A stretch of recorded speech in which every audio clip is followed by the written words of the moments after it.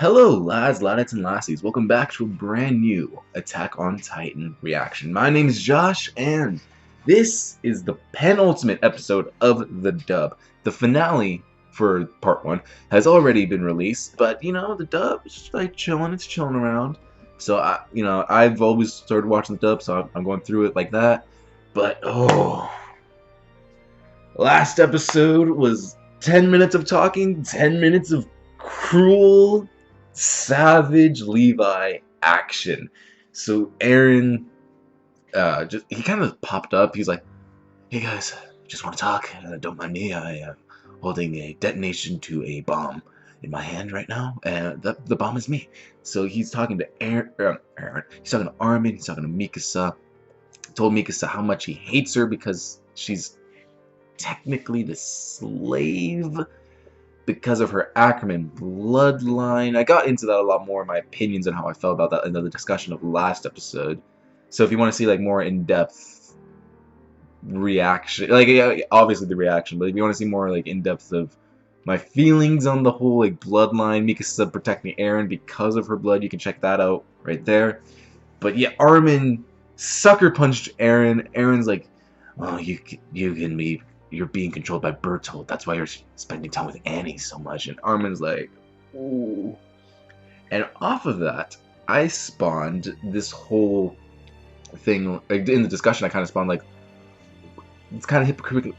That's kind of hypocritical of Eren because he's in the same boat as Armin, right? He's getting all these memories from the Attack Titan, and luckily, our commenter savior, Salient Solutions, has actually got something to clear that whole thing up, so let's get into that comment real quick. The Ackermans are a special type of Eldian, created accidentally by King Fritz, using the tremendous power of the Founding Titan.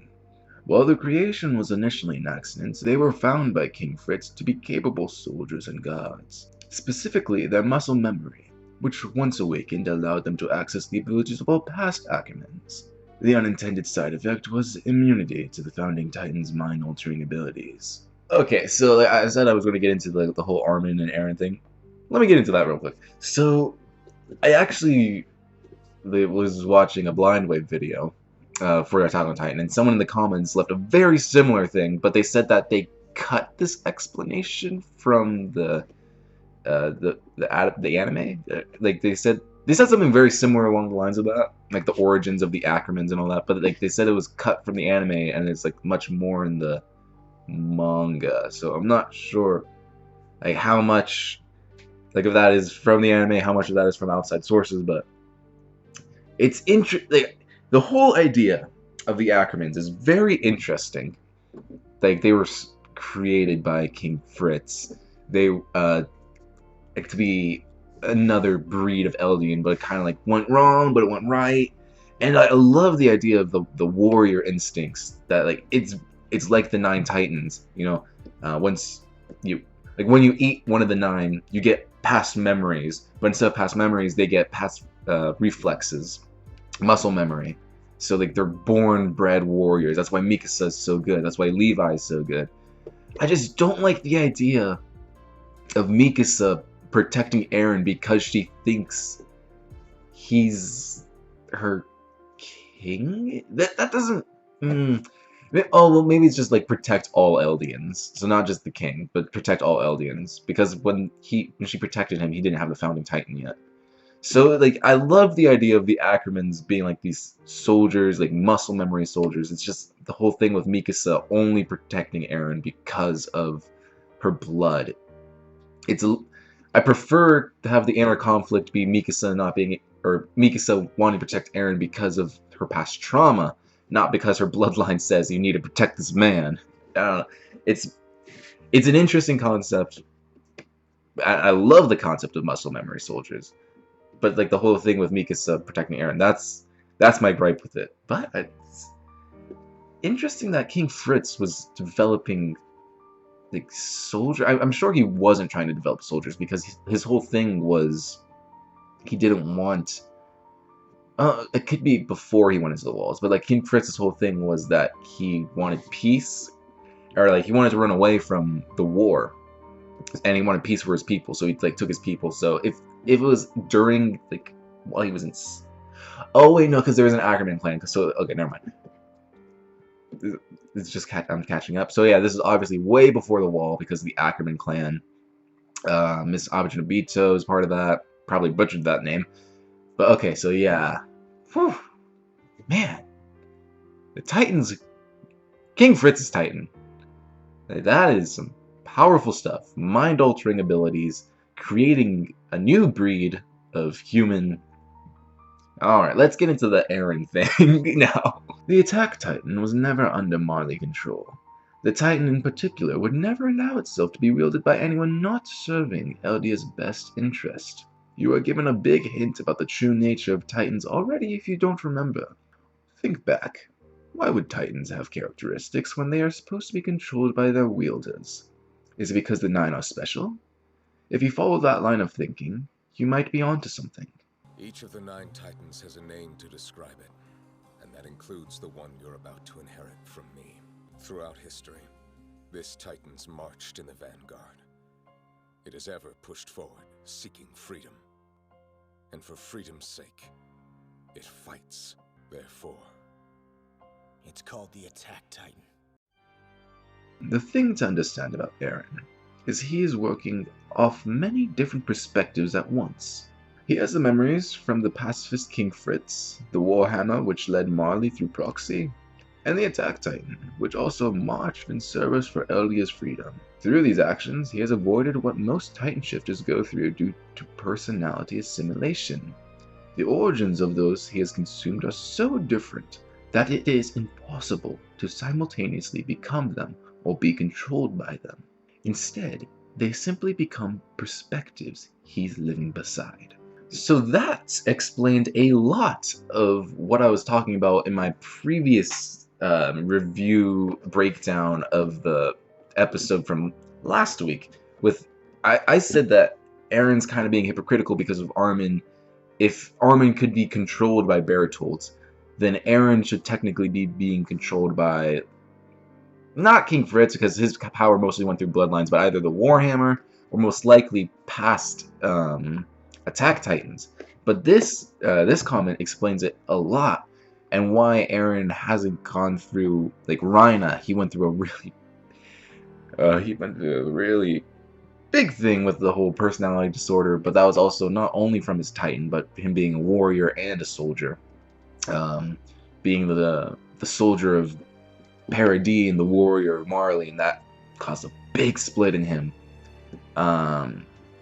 But yeah, so like Armin getting memories from Bertolds, that's more focused because it's one. But since Eren has 3 Titans in him, Jesus, he has 3 Titans.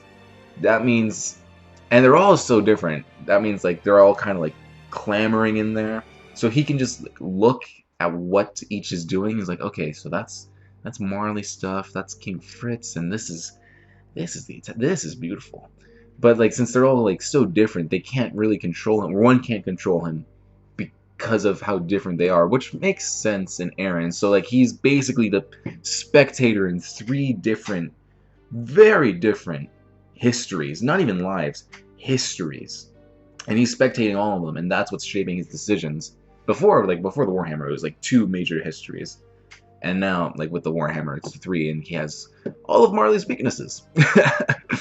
But the Attack Titan, I was asking what the Attack Titan was up to during before Kruger, because I was wondering like if the Attack Titan was Marleyan, because you know like, the previous, was it 7 Titans? Jaws, Cart, Beast, Armored, Colossal, Female.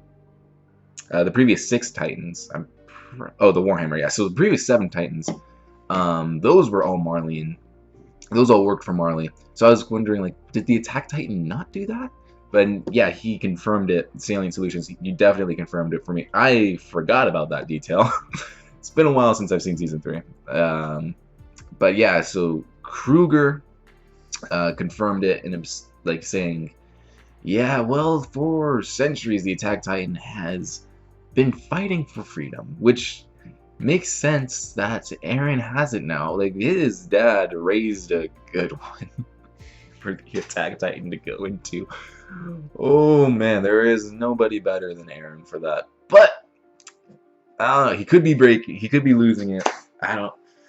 Eren's just such a different character. If you're watching season 1, you watch season 4, like what happened to this young lad? And then the Titans each having different characteristics. It's. Let me read that again. I'm just gonna read that in my head again. The other side. Titans have characteristics when they are supposed to be controlled by their wielders. Well, yeah, the 9 are special because, like, why else would they? Other than being inheritable, they each have their own characteristics. Like, you know, the Cart Titan is the backpack of the group. The Jaws Titan is the crocodile. The Armor Titan is obviously the shield. The Beast Titan. It's a weird one, I guess. I guess it just like turns into what a beast it wants. And because of Zeke, can control other Titans loosely. Not as good as the Coordinate, but because Zeke is the royal blood, he can.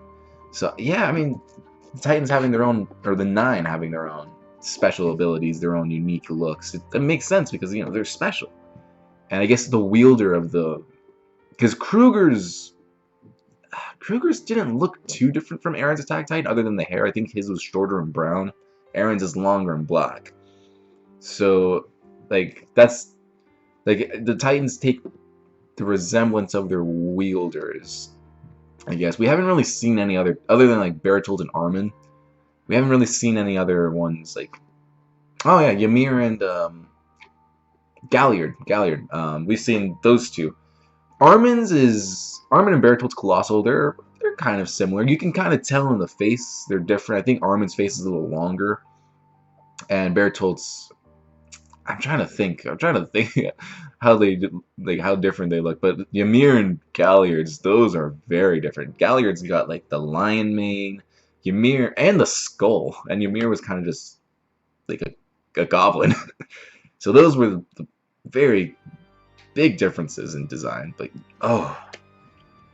segueing into this episode, Zeke. Levi cut Zeke. Levi destroyed Zeke, really. He kind of blew him up and started cutting him into pieces. Like, I can't let you heal because you'll transform. Slice, slice, slice. And we got a flashback with Zeke last episode. Or the beginnings of one. His teacher, or whatever, he was like, hey, you're a pretty good pitcher. You're going to try out for softball? And Zeke's inner monologue is like, I can't. I'm sorry. I have a mission. So I'm assuming this episode is going to be the Zeke flashback. So let's see his motivations. Let's see if we can truly trust Zeke, because I feel like he's trying to use Eren, but I also feel like Eren could be using Zeke, or we could go completely the other way, and they're both chill, you know. Neither of them are using each other. They're like, yeah, this is the plan. Good, like, thanks, bro. So let's see if we can truly trust Zeke. What has he always been on our side? Is it a recent switch? I don't know. Let's get into it.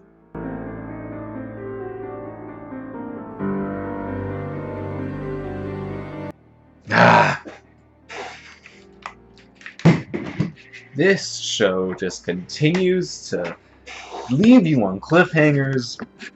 Gosh dang it, we have one episode left. I really wish I had waited to do this. Oh man. Whatever. I should have expected it, but I did not expect Zeke to kill himself. Well, maybe he's not dead, but he blew himself up in order to possibly kill Levi. I hope next episode just opened with Levi like attached to a tree, because I don't think he could turn into a Titan. So even if he is, like, if he didn't die, but he's like gravely injured, like, I don't know, like his arms and legs are blowing off or something like that, he can't turn into a Titan, so he can't eat Zeke. I'm fairly certain Ackermans can't turn into Titans, like, you know, because Levi maybe not drank the wine. It depends. If Levi drank the wine, then he can't turn into a Titan. If he did drink the wine, well then he can't turn into... Wait, yeah. If he drank the wine, he can't turn into a Titan. If he didn't drink the wine, there's still hope. But I hope that Levi is okay. That is not the way he should go out. Man, Because if Zeke dies, like then what? You can't, unless a story isn't on the plan. But if Zeke dies, you can't do anything, because then like it just randomly goes, like his Titan randomly goes to someone. So unless he's like barely ahead now. I mean, we've seen Rhina survive some pretty bad stuff, but self-detonating a Thunder Spear. That poor horse did not deserve that, man. Dang. So, yeah, so he told Levi. Levi is not in on the plan. I mean, it's... As far as plans go, the whole neutering Eldians, you know, making it so they can't give birth anymore, it's a solid plan. And I think the only reason why the king wouldn't have done it, because he wanted, like, his people to, like, continue living.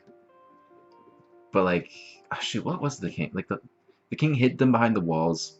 Oh, yeah, okay, so the king wanted his people to continue living without the guilt of what happened. That's why he erased all their memories. So that's why the king never did. But, oh my...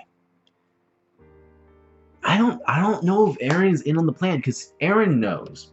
Like, Aaron has lived behind the walls for 4 years without a Titan incident. So he knows that it's the world's problem with the Eldian. Like, the Eldians aren't doing it themselves. It's the world's problem. So, I feel like Aaron... I don't know. It's like... It's the performance. It's like... Yeah, okay. I'm in. You've got me, Zeke. Let's do this. Especially since they brought it to light in this episode that like Zeke's mentor, he's like, all right, you're the key to the lock, but whoever has the founding Titan, they're the ones that are in control. So I feel like we're gonna have a twist with. I mean, Aaron could be in on it. Aaron could be like, yeah, let's do it. Let's do it, Zeke. All right, let's neuter our entire species. But he could be... I don't know what else they could do, though. I mean, like, Aaron could claim war on the world. He could actually use the Rumbling to destroy it. But I feel like destroying the world's a bit much. But actually does fit Aaron's character. I mean, he showed Marley no what's the word? No mercy. But I mean they were his enemies. So I don't know. Aaron could use the Rumbling to destroy the world. He could like neuter the world, or he could neuter the Eldians too. But like I said in the discussion, like the pre-discussion, being able to redesign the bodies of Eldians is quite a crazy power. So the founding Titan can control their minds, redesign their body. Okay, so I guess redesign the bodies and the mind thing, it's like one power, but that is a big power. It's major. And I mean, I guess like as the King Titan, I guess it makes the most sense. But or like that's the most sense of power for him to have, or for them to have. But Aaron talking about how he's able to feel the children that his dad killed in order to claim the founding Titan. It's dark stuff. Dark stuff. But yeah, what you said, or what Salient Solution said, is true. Like, Aaron is not being taken over by his father's memories, because he's like, no, my dad was wrong. Or like, not wrong, but like he's like, yeah, I know, he's a terrible person. Which, man, I feel bad for Zeke now. I mean, I doubted him, rightfully so. I mean, he's a traitor in so many ways. He's not the most, like, up until this episode, he's not been the most trustable person, but this is his flashback episode. We didn't see it through anyone's eyes, like, other than his own, so 100% he is on the good side. He's not working with Marley. He's not working with Marley. But a few reactions ago, I said, like, what if Zeke is trustable because, like, him turning his parents in, that was all part of his dad's plan. But it was not part of the dad's plan. It was part of the previous Beast Titans plan, or not plan, but like to save Zeke, Zeke had to turn his parents in. Which, man, I like that previous Beast Titan, the predecessor. I did not write his name down, but so the Beast Titan's combat abilities. I mean, we've seen him fight Levi multiple times. It is Levi, but it's just, yeah, I guess he's not that powerful. He throws a lot of stuff, but other than that, like Aaron and Annie, they have raw power. The Colossal Titan is a nuke. The Armored Titan is a shield. The Cart Titan combat abilities aren't that impressive, but you know, it's a backpack. They're a carrier. The Warhammer, so much you can do with that in combat with the whole crystallizing thing. So, and the Founding Titan, I guess the combat is the Mind Wipes. The Founding Titan and the Beast Titan probably are the least combat efficient, but it's interesting that the predecessor of the predecessor of the Beast Titan was a researcher, and that he didn't use his Titan much. I mean, he has to be like in physical shape, right? Like, because what they said, like only the best of Eldians can get a Titan. So, you know, like Zeke was going through all that combat training and stuff. So, I mean, he has to be in physical shape. I wonder what his beast looked like, because you know, like every Titan is a little bit different from everyone else's. Even Rhina's Titan changed a bit. It's got like spikes now. It looks so cool except for the face. The face was, I didn't like the face, but everything else was super cool. But I am very much interested in the founding, or not the founding. God, I keep saying the Beast Titan. The whole backstory with his predecessor. And it makes sense. That's why Zeke knows so much while having the Beast Titan for so little time. Well, I mean, 13 years, but like his predecessor did all the work. He's like, yeah, I've been going through 2,000 years of Titan memories. And so those 2,000 years, instead of Zeke having to go through all that himself, he just gets it in the memories of his predecessor. And that's why he knows so much. Because the predecessor's he's been researching all of this. And that was a dark story about his wife killing herself and his child because he's Eldian. Like, man. And the guy died with a smile on his face. He knew that Zeke was going to do his best to end the suffering of Eldians. So, dang, man. It's the whole thing with the whole like Titan, like having to be eaten to get your Titan transferred, like, just knock me out. Like the whole thing, like, I do not want to be awake for that. So, like, you know, give me you just like, knock me out and eat me. Oh, that's just a terrible way to go. But the man went with a smile. Ymir, I don't think she went with a smile, but she went with peace in her face, because, like, you know, she gave her last words to Historia. Just not a good way to go. It's just not a good way to go. It's terrible. And Grisha, Father of the Year award, goes to anyone but him. The man is stone cold. Nothing we have not learned already, but it also makes sense, like, with his upbringing, with like his sister being killed by, like, being murdered, fed to Marleyan dogs by Marleyans. Makes the most sense about him being the way he is. Like, he's so devoted to the cause. But I feel bad for Zeke now. I genuinely do feel bad for Zeke now, because I mean, he's killed a lot of people. Like, he's killed a lot of people. He killed Irvin. So I feel bad for him. But I don't. I'm like Levi, man. Like, I'm so conflicted now, because like, we've seen Zeke's history, but he killed Irvin.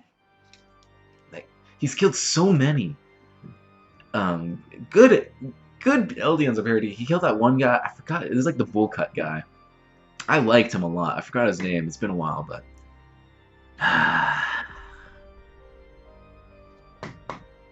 he should have killed Flock. If he killed Flock, all would be forgiven. Or I wouldn't hate him as much if he killed Flock in the whole charge. But he missed him. Missed Flock. But yeah, I mean, I know what Levi's saying, but and also neutering them. It's not Eldians that are the problem. There's, like, what do you expect? Like the Marlians, like, what do you expect when you turn them into Titans? It's not their fault because they're mindless. It's the whoever's in control, and whoever has royal blood. It's their fault. It's not the Titans' fault that they're eating people. They can't control themselves. Literally, they are just mindless husk.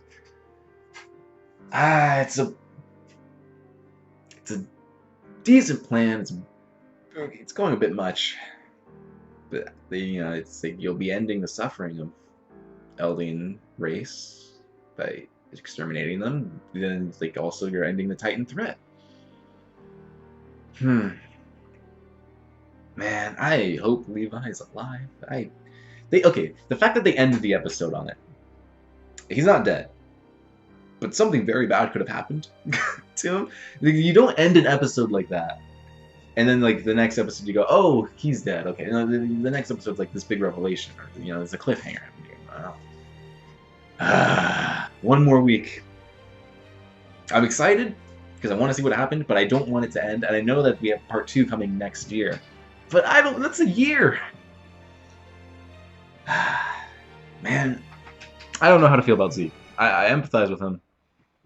And when I rewatch the series with Micaiah, I'm going to be looking out for like subtle things and nuances with his character. Like, oh, like, have we always been able to see stuff? Like, have we always been able to see hints of him being good? Like, there's the infamous scene where Titans are attacking Historia, Bertolt, Rhina, Connie, I think Jean's there.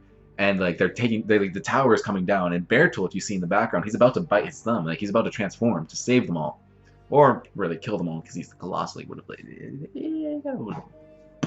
nuked them, so he's going to save himself. But like you can see like hints of that in the background. So I wonder if you're paying attention, you can see like hints of Zeke's true nature. Just thinking back on it, like maybe it's in the dialogue, but I don't know. All right, lads. If you enjoyed this reaction, hit the subscribe button, hit the like button, leave a comment down below. What did I miss? Come back next week for more Attack on Titan. If you liked this reaction, check out Micaiah and I. We're going through My Hero Academia. I've gone through Gurren Lagann. I'm currently going through Darling in the Franxx. Good stuff on the channel. So check us out, and I'll see you in the next one.